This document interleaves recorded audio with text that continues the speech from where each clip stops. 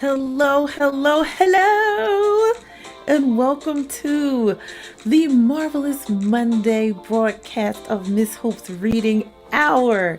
So glad to be here with you this evening. So I know it's a little later than 7 o'clock, but in my defense, today was my first day back at school. So school has not started for students yet, but today was the first day for staff. Because remember, I told you guys that teachers always go back earlier to prepare for you all. It doesn't just happen just like that. We have to fix up classrooms and put up bulletin boards and make little displays and everything. Like, we have to do all that fun stuff, okay? It doesn't seem super fun at the time that it's happening, but then when you all come into school and you see it and it looks beautiful and bright and new, that's when it makes the staff and the teachers smile and happy, because we miss you guys. We really, really do. So if you've already started school, just know that a lot of work, especially this year, went into making your school experience the best experience it could possibly be. Okay? People have been working throughout the summer to try to make your school experience the best experience it could possibly be in the 2021-22 school year, okay? Well, I am so glad to be here with you today on the marvelous Monday broadcast of Miss Hope's Reading Hour. How was your weekend? Hello, Miss Brandy. I can't wait to see my boy. Can't wait to see him. Okay. I can't wait to see him, but I'm kind of curious about how big he's gotten, because I can only imagine how big all my kids have gotten over the summer, okay? And we haven't really seen them in person in like 18 months, okay? So, excited to see all the kids. Our minds are going to be blown with how much they've grown, but we are so happy to see them. So, how was your weekend? As I said, hopefully you had a good weekend. All right. Hopefully you had fun and got to get out with your friends, and you're trying to suck all of the summer out of summer before school starts. Okay? Because you'll still have the weekend to like suck a little more summer out until September the 21st when it's fall. But we're going to have to try to suck as much summer as we can out, okay? So hopefully you're still getting outside, getting some fresh air. I would have been outside today, but on my way home, it was some lightning and it looked like it was going to downpour. So unfortunately, we could not be outside today. I think there'll only probably be a few times that we'll be able to be outside before it's all inside. Now, once it's all inside, you see this? Oops.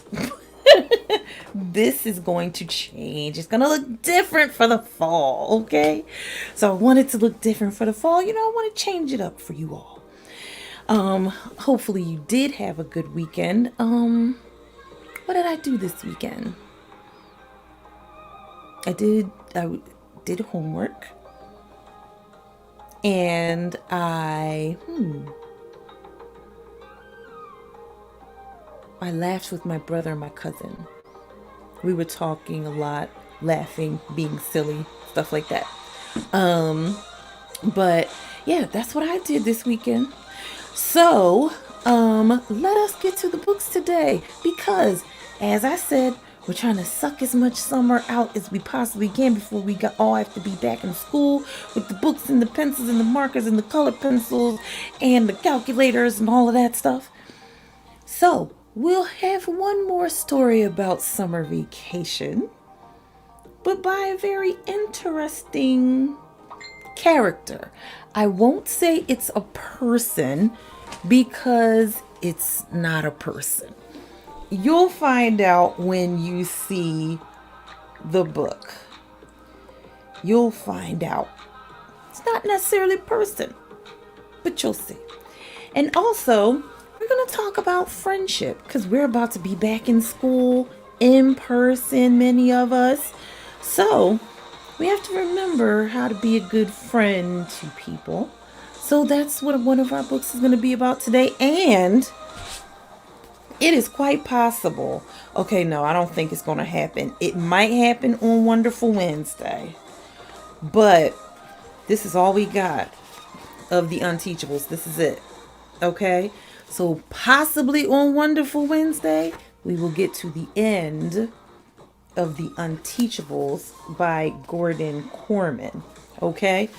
We'll talk about it when we get to it. Because I get excited once we get to the end of these chapter books. Okay? And if I start talking about it now, I'm going to take some time away from the other books that we're reading.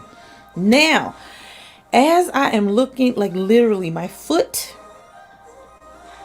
is near my last shipment box of books. And I think there's maybe 8 books in there. So we're going to need more books because there's much more Miss Hope's Reading Hour that we're going to do. So if you would like to donate to the Miss Hope's Reading Hour library, please do go to the ticker and see, it's passing by right now, the Miss Hope's Reading Hour library. There's the Cash App. It's going. So you can donate via Cash App. The Cash App is the $ Hope GM, HOPEGM, all one word, all lowercase.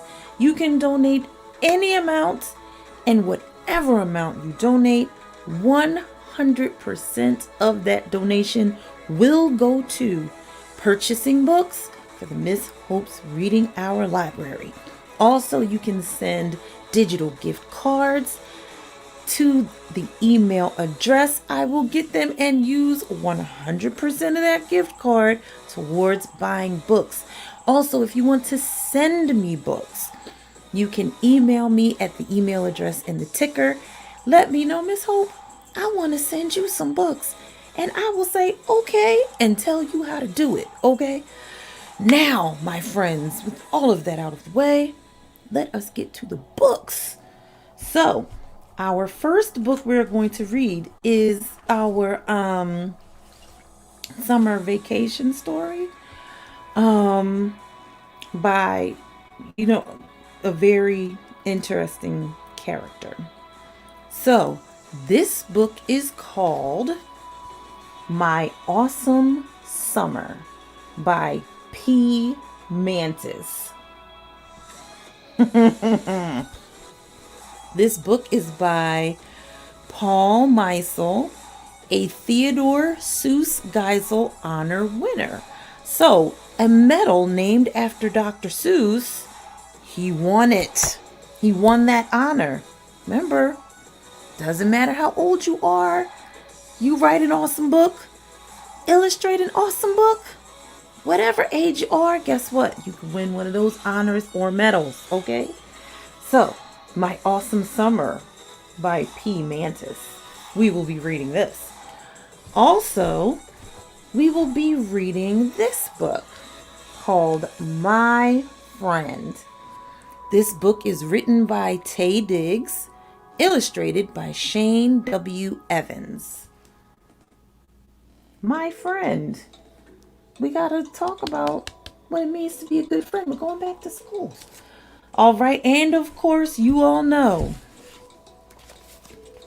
we got to find out what happens with these Unteachables by Mr. Gordon Corman. Okay? See, I want to so badly, I want to right now go into what happened the last time we read it. Because I want to know what happens. But I can't. I got to wait. I have to wait, okay? We're going to do it together. And I told y'all, sometimes these books get so good. I want to read ahead, but I'm like, no, we are going to experience the surprise or whatever together. Okay? So, let us get to our first book. My Awesome Summer by P. Mantis, author Paul Meisel. Oh, wait a minute. Who's the publisher? Oh, this is a Holiday House publishing book. You know, when we open it, you might have to bend it a little bit because this is a new book.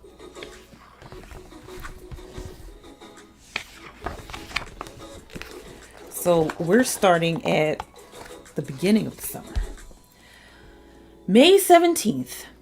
I was born today. It's a beautiful, sunny spring day.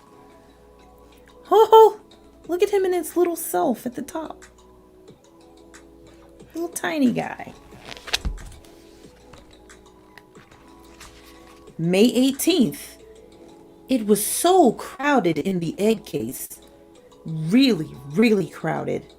Me and about 150 praying mantis brothers and sisters. I don't have any wings yet, so I can't fly. Do you see all of those little things? All of those are little praying mantises. All of his brothers and sisters. Whew. 150. Imagine having 150 brothers and sisters. Whew. May 19th. It's okay that I can't fly. The bush I was born on has aphids all over it. Yum.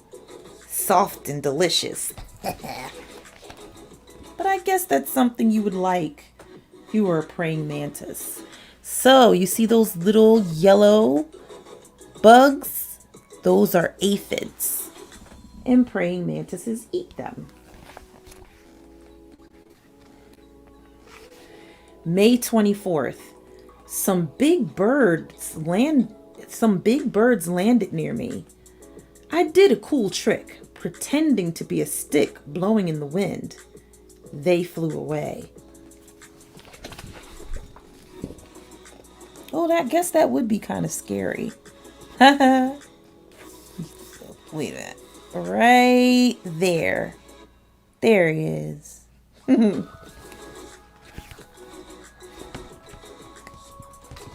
June 2nd. All the aphids are gone. I'm hungry. Growing so fast. I ate one of my brothers. Okay, maybe two. So, praying mantises sometimes can eat their family. Ugh. Doesn't sound very tasty. But in nature, I guess that happens. June 4th. I ate another brother. One of my sisters too. I grew again. I shed my skin. Look at that.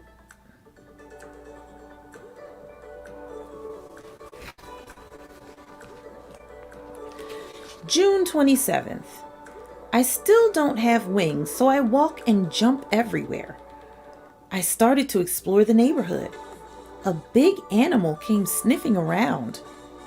I did my cool trick again. You can't see me. I'm a stick. Do you see him? Right there. He kind of does look like a little branch off the plant. For a pipsqueak, I've got some sharp teeth. My razor arms are super fast too. A grasshopper hopped next to me. I grabbed him before he could say Jiminy Cricket. Uh-oh. Whoa. I guess they eat grasshoppers too. Look at how much bigger that grasshopper is than the praying mantis. June 17th. I grew some more. I shed my skin again. Still can't fly. So more walking, jumping, exploring. I wonder how long it will take for him to get his wings. June 19th, ran into one of my brothers. He tried to eat me, so I ate him. Oh boy, sorry, brother. Oh man.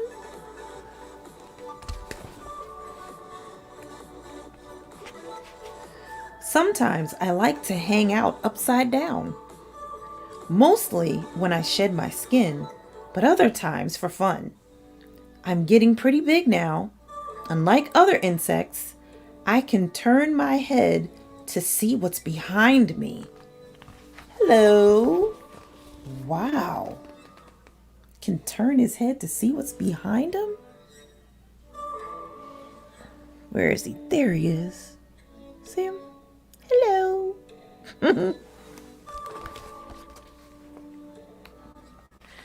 June 29th. Praying? Yeah, I'm praying. Praying something tasty comes along that thinks I'm a stick. It's like, 'cause I'm hungry. And who knows if there's any other brothers or sisters left. August 2nd. I grew again. Shed my skin again. I hung upside down to get my old skin off. I felt a little naked until my new skin hardened. Oh. So I guess they keep shedding their skin and shedding their skin until it gets hard.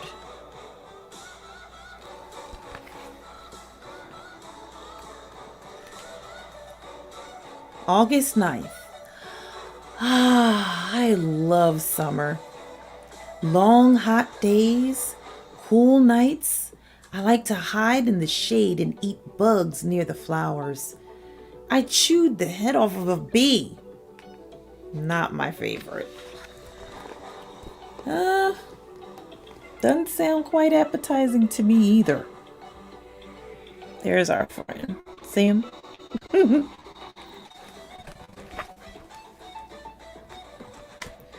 August 15th. Finally, I can fly. Almost got eaten by a bat. Landed on a branch and made like a stick until it flew away. Woof. That was a close one. Let me just be really still. Look like a stick so that bat won't try to eat me. August 25th. I nearly walked into a spider's web. Spiders scare me. Me too. This one wanted to eat me. I jumped away as fast as I could.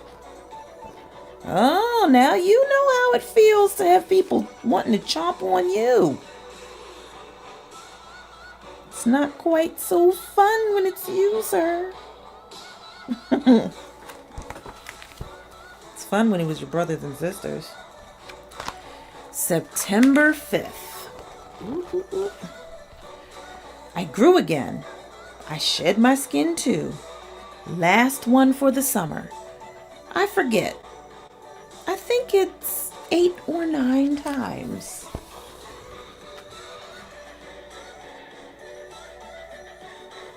Yeah, he's got much bigger. That was September 5th. September 25th. Fall is here. There's a chill in the air. I'm looking for the perfect branch. Not very hungry. Moving slow now. Oh, because it's getting colder.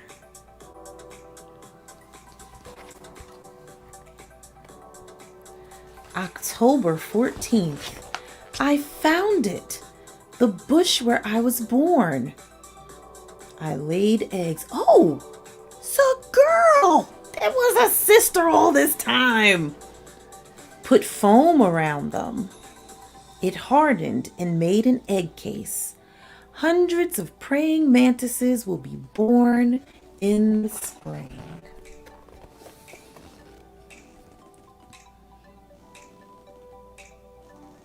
So you see that?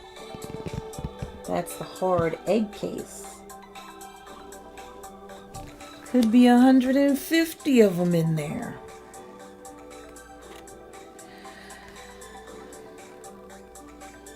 October 17th.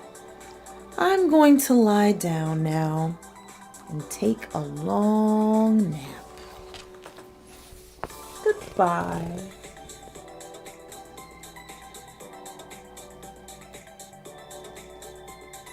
The end. Whoa. What a story about this praying mantis.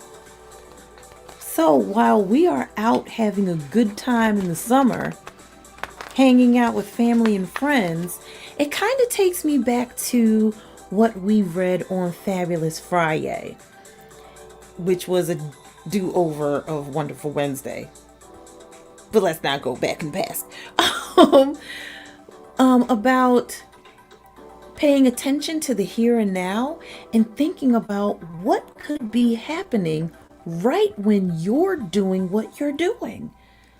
Something could be happening underneath your feet, in the dirt, in the grass, all while we have been out and having fun with friends and family, going to camp, having cookouts. There have been praying mantises growing and shedding their skin and eating their brothers and sisters and trying to stay away from predators and getting their hard exoskeleton and then laying some eggs very soon in September. All of this has been happening in the natural world while we're living in it. That's the reason why we have to work as hard as we can to make the earth a good place, not just for people to live, but for every living thing to live. That's why we have to work hard at that. Not throwing trash on the ground, not pouring bad things into the sewer, trying to cut down on the amount of plastic that you use, all that type of stuff. Because we want these things to keep going along. We want the natural cycles to keep happening and make sure that just like we want to be healthy, the ground and the water and the animals and even insects that live on this big, beautiful planet are healthy the same way we want to be healthy. That's my spiel. I'm sticking to it. All right, so at the back of the book, they have more information about praying mantises. And in the front of the book, they have, oh, come on, page. More information about praying mantises and some other bugs. So if you have a young one or older young one who likes bugs and all things buggy, this is a good book. Also, my science teacher friends, this is a good one because it goes from spring to fall. You could even use this next month and in October. Good book. My Awesome Summer by P. Mantis. So glad I got to read it with you. Usually I don't like bugs, but I like that story. Our next book, My Friend, written by Tay Diggs. Let's see. Oh, this one has a dust jacket. Let's see if it looks the same underneath. No, it doesn't, but it looks cool. Wait till you see how it looks. I like it. So this is the front part. And this is the back. Friends usually do try to dress alike. Sometimes. All right. Who is the publisher of this book? This is a Faywill and Friends book. Okay, you know I hate butchering people's names. Faywill and Friends, New York book. Rise and shine. Time to climb out of bed. Do what Daddy said. Brush those teeth and comb that head.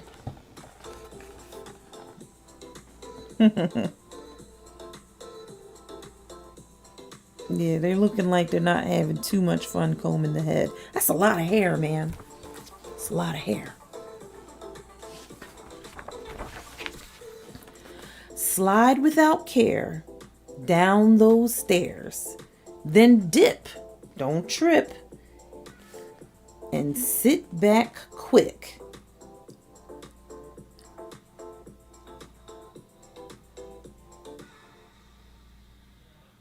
Oh, I'm sorry. When you see the way that the page is split, I was confused. I was like, is that at the top? Should I read that part? When you see it, you'll understand. Slide without care down those stairs. Then dip, don't trip, and sit back quick. Shovel down that waffle a bit, then split. Wait! Don't forget your lunch bag. That's kind of the worst if you forget your lunch. You see how it's split on that side? I'm like, wait a minute. But I figured it out. My friend. My friend.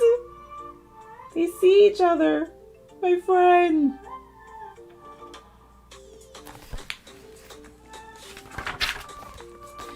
What's happening, man? Then we slap hands. Mine is kind of chocolate. His is kind of tan.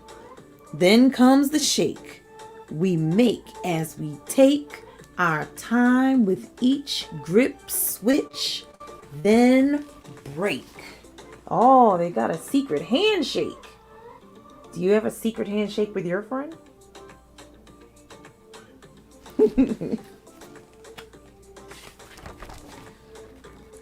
Big smiles for miles, walking down that aisle of the bus. Must grab that seat just for us. The one cat I trust. Aw, that's cool. Oh, they're pretty popular on the bus. But they're like, listen, this is my friend. I sit with her. Now, let the fun begin. Chatting and laughing, whispers and grins about today's game.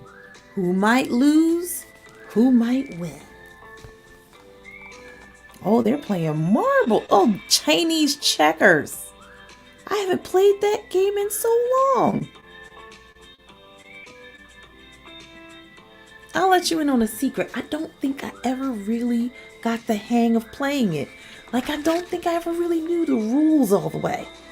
Gotta learn that. My friend! These are the things I go through with you, my crew. 'Cause you're...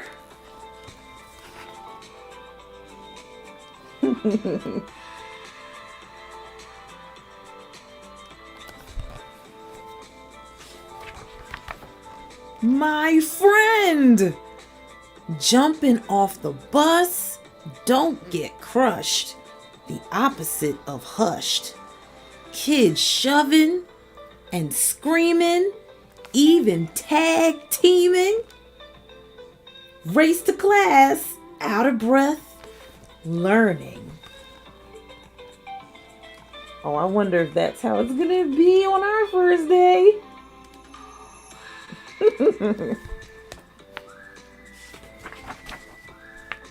Slamming into seats, banging out beats on desks. My teacher friends, we can relate, right?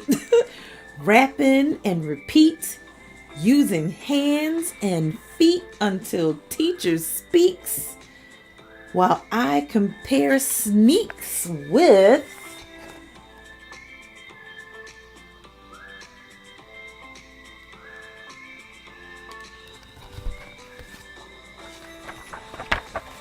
Oh.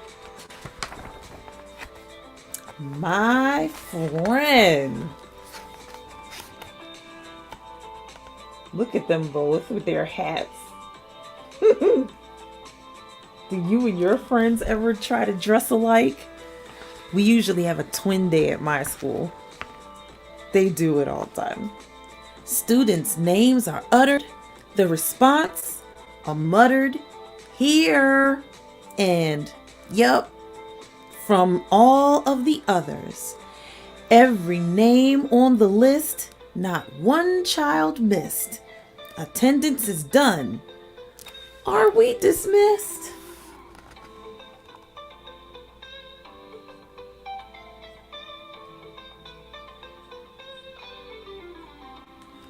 They're ready to go.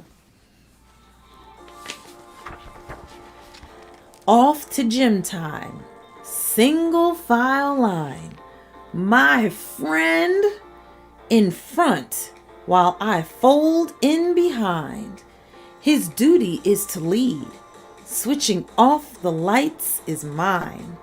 Off we march, keeping time.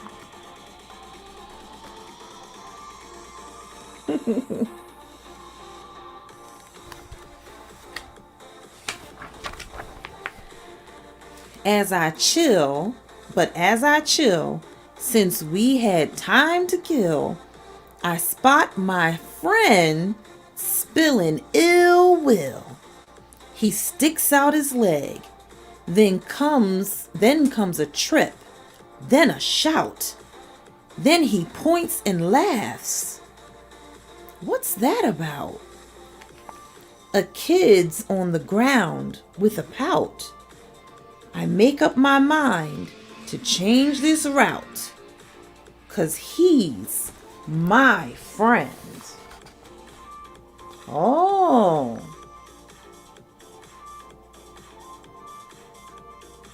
Oh, it's a bit of a dust up between these two kids. I pull him aside and say, it's not cool when you act a fool. Why trip somebody up and make fun? That's not how this should be done. Makes no sense, nuh-uh. That's not how you treat someone. My friend then slowly started to melt. He seemed to feel a little of what I felt. He took a deep breath, then knelt and helped up the fallen one, apologized for what he'd done. Good job.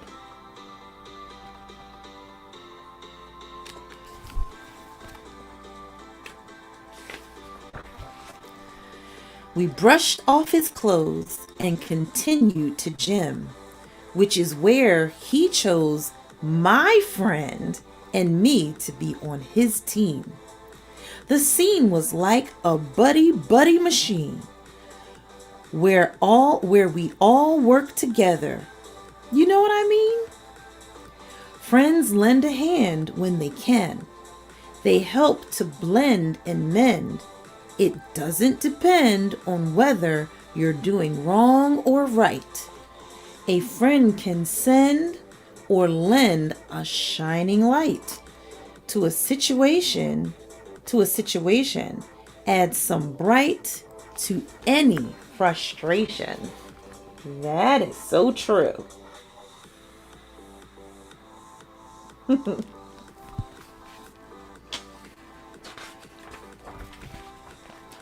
Looking after in any disaster.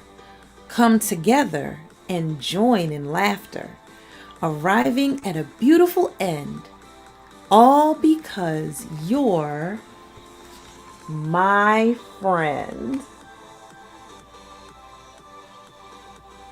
Oh my goodness. The end. What an awesome story. So at first, I thought, oh, this is just going to be about two best friends. So such a great story, but it has a very important message. Even if you are friends, if you see your friend do something that's mean or wrong to someone else, if you're both really friends, you should be able to call them out on that and say, listen, that's not what we do. I don't do that to you. You don't do that to me. We don't do that to other people. I am blessed that I had friends that I don't even think we ever really said anything to each other. We just knew the way that we deal with each other and with other people, we deal in kindness. We are not mean to people. We're not nasty to people on purpose. And so that helped us to be great friends to each other and to other people. So this is a very, very good book. My teacher friends, my parent teacher friends, please do get this book, because sometimes when we're friends with people, especially when we're in school and we're young ones and sometimes older young ones, it's hard for us to call our friends out on something that it wasn't cool for us to do. But this book right here proves that if we are both really friends, I should be able to call you out on that. If I see you cheating on a test, wait a minute, we don't do that. If I see you picking at somebody, we don't do that. We treat people with kindness. Us together, our crew, we aren't mean. We aren't nasty to people. We're kind and we treat people with respect, because that's what we do for each other, right? So whatever we do for each other, other people deserve that too. So this is an awesome book. I'm so glad I got to read it with you all. Please get this for your classroom. Read it in the beginning of the school year. Hurry up. Hurry up. Next week school starts in Philadelphia. Hurry up and get this book and read it within that first week of class. And I bet you'll see a difference. You'll see kids in your class thinking, wait a minute, I know we're friends, but that wasn't cool. You need to go and apologize. Or we'll both go together. That's what I loved about this too. Even though his friend needed to apologize, he didn't let his friend go alone. He went and helped him to make the situation right. Oh my goodness, such a good book. Go out and get it. Hurry up, school's starting. Even if school started somewhere else in the country, still get this book. Such a good book for your library. And I'm glad I got to read it with you all. Now, friends, you know where we are. You know where we are. You know where we are. Okay? The Unteachables. So, as we read, the Unteachables have decided, since Mr. Kermit was fired because Kiana, they found out she was not registered for SCS 8. Not only not registered for that class, she wasn't registered in the school. So the science assessment, her 96 score did not count. So mean Superintendent Dr. Thaddeus finally had Mr. Kermit, and he fired him for being an incompetent teacher. The kids, of course, were upset, but they had an idea. Miss Fountain, didn't you tell Mr. Kermit on the bus going to Terra Nova Motors that whoever won the science fair, each person in the class got 10 points put onto their score? Yes, but that was supposed to be a private conversation. Well, we can go into the science fair. This is their idea. So they asked Miss Fountain. They said, we don't want to tell Mr. Kermit, but can you please help us? Jake Terranova is on board. Miss Fountain just needed to say yes, and she did. So, we will see what they do. What is going to be their science project? Because all of the other kids have already started theirs. What's their science project going to be for the science fair? Let's find out. We are in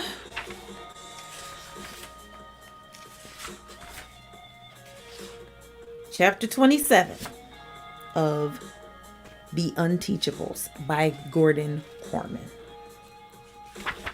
Okay.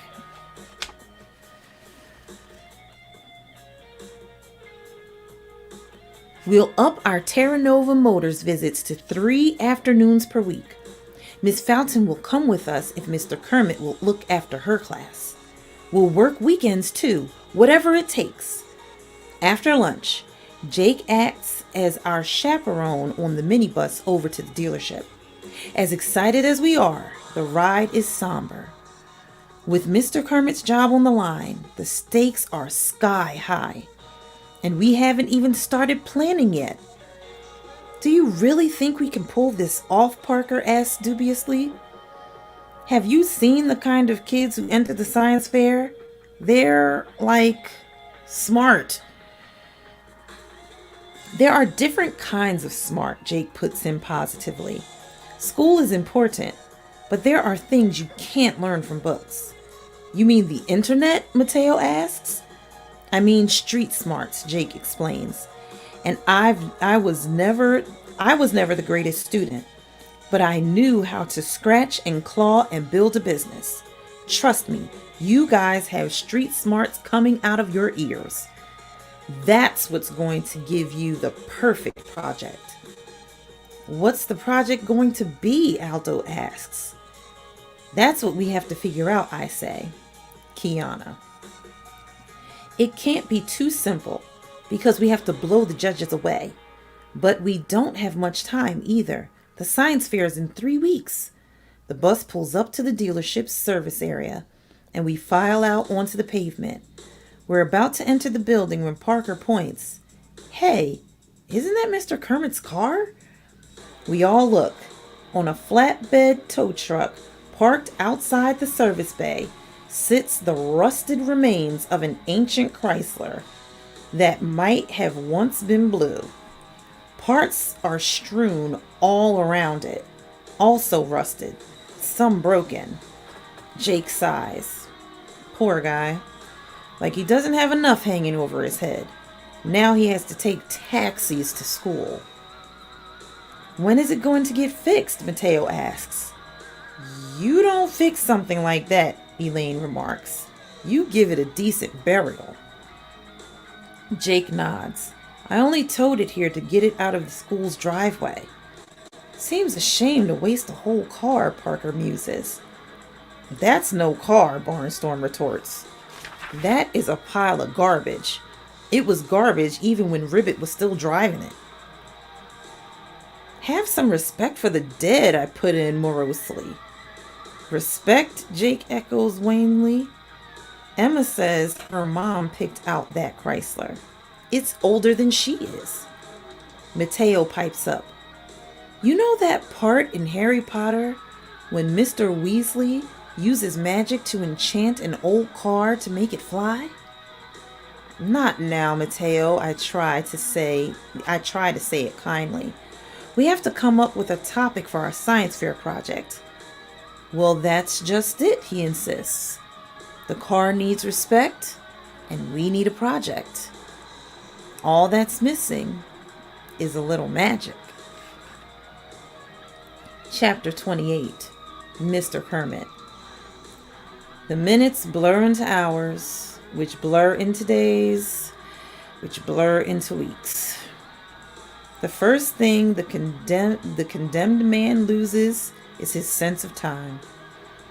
All I know is that it's flying by too fast.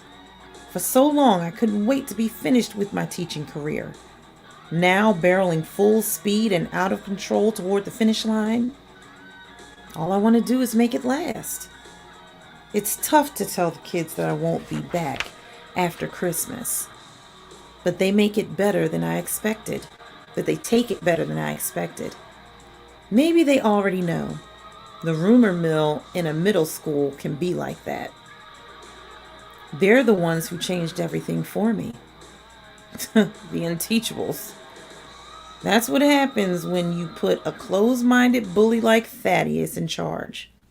A school district where wonderful students are tossed aside like trash. Parker. The kid has a reading problem, nothing more. The fact that no teacher ever bothered to find out says more against the Greenwich schools than any cheating scandal. Barnstorm. Look at what they let him get away with because he happened to be a sports star. He never learned how to work before because he never had to. Elaine. I'm as guilty as anybody for taking so long to figure out that Elaine is smart. And she is. She's also good at hiding it. Her reputation doesn't help. But teachers are supposed to see around things like that. Mateo, the school jumped to conclusions about the kid's quirky personality. They wrote him off. He deserves better. Raheem was allowed to sleep and doodle through 6th and 7th grade before he was dumped into SCS 8. Today, he's an absolute star over at the community college. But what's more important is how well he's doing in 8th grade. Aldo might be the only one who belongs in SCS 8. But he's come a long, long way. He passed the science test, and the fact that he did isn't half as amazing as the fact that he even bothered to try. Finally, Kiana. She never had any business being in the class. She just drifted in and stayed. And not a single faculty member, myself included, bothered to look into who she was and what she was doing there. True, it worked out in the end. Kiana is a huge part of what went right in room 117. But she could just as easily have fallen through the cracks, and all her potential would have been wasted. What's going to happen to the kids on December 22nd when I have to leave? Kiana will be fine. She'll be back in California, and anyway, a bright girl like that will find a way to succeed wherever she ends up. But what about the others? Will the class get a real teacher, or will the replacement be a babysitter, or worse, a warden? It's too easy to see the progress of the past weeks being rolled back.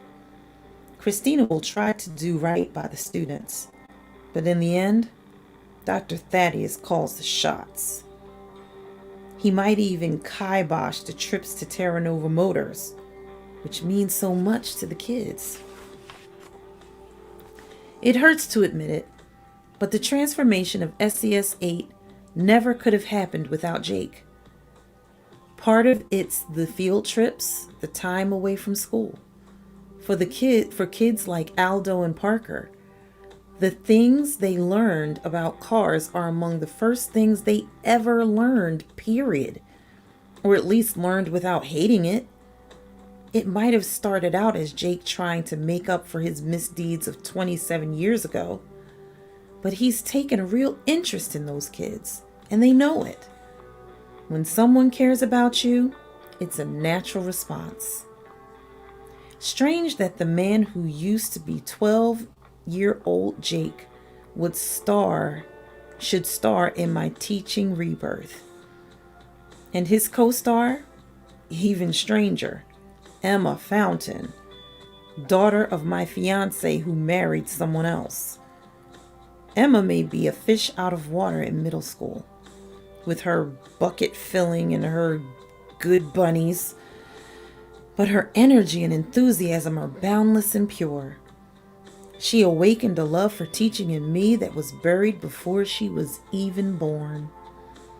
Lately, I've been covering Emma's classes while she takes the SCS 8 group over to the dealership. I can't bring myself to go there anymore. I've made a kind of peace with Jake. Even started to like him a little.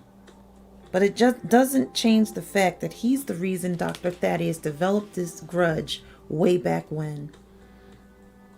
Better to stay here in room 115, running circle time and playing nursemaid to Vladimir. Emma's students, they're okay. Mostly there are just too many of them. 43 minutes go by, a bell rings, and the new crew is sitting there, looking exactly like the old crew. I can't tell them apart. Not like the Unteachables, who are so distinctive and full of personality. Nobody is likely to mistake Aldo or Elaine for any other middle schooler. As the weeks fly past and December 22nd looms closer, I savor my time with the kids the way a gourmet lingers over a fine souffle. The class is spending so many afternoons at Terra Nova Motors these days that they're almost lost to me already. They leave on the minibus at 11 and barely make it back before the 3:30 bell. I read and reread Kiana's essays, lingering over her well-seasoned arguments. I relish the discussions with Elaine and Aldo as they work their way through where the red fern grows. I listen for the faint sound of Parker whistling through his teeth, a surefire sign that he's reading without having to struggle over every word.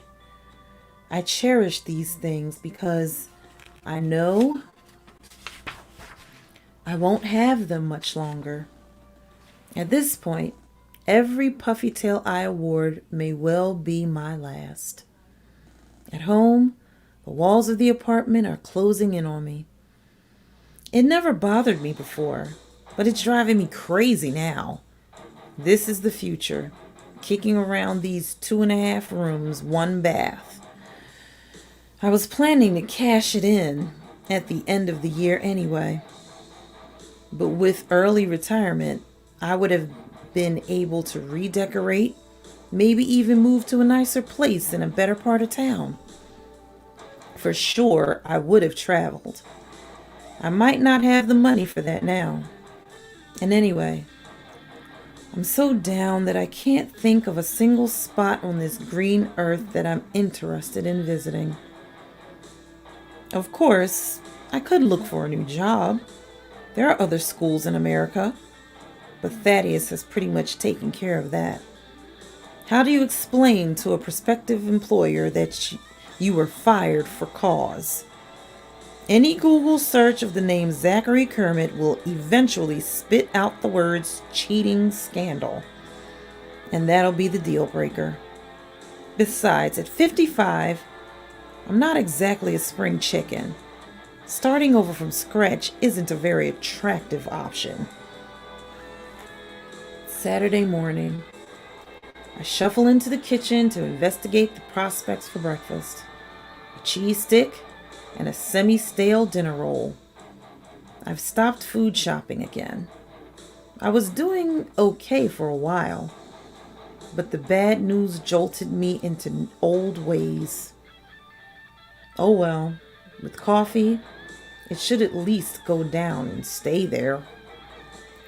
Breakfast is interrupted by a series of clicks. It's the doorbell, or what would be the doorbell if the doorbell worked. Must be a mistake. Nobody ever comes to visit. I haven't ordered anything.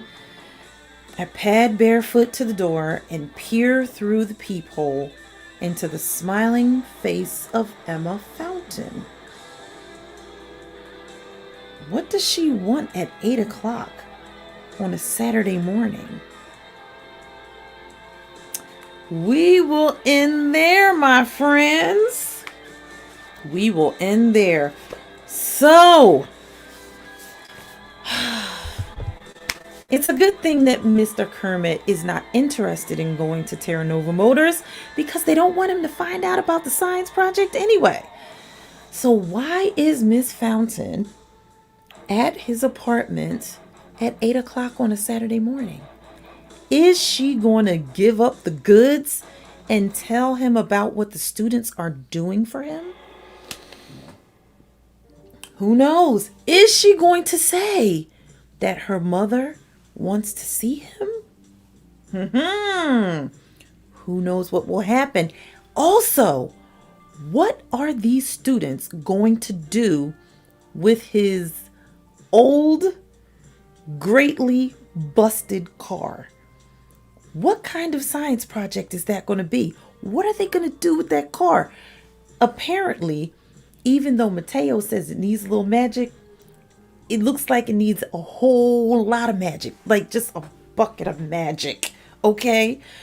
So, what are they going to do? We will have to wait. I say we because I want to read ahead, but I will not because I want us to share it together.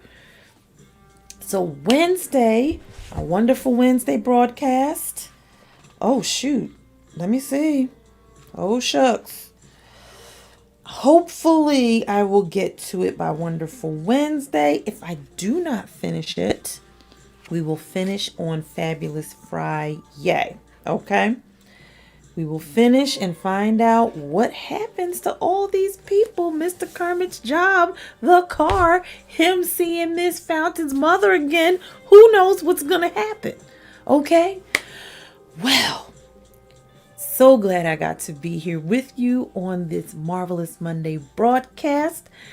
And I hope that you have a terrific Tuesday. Meet me right back here on a Wonderful Wednesday on Miss Hope's Reading Hour. Until then, my friends, have a good evening. I will see you next time.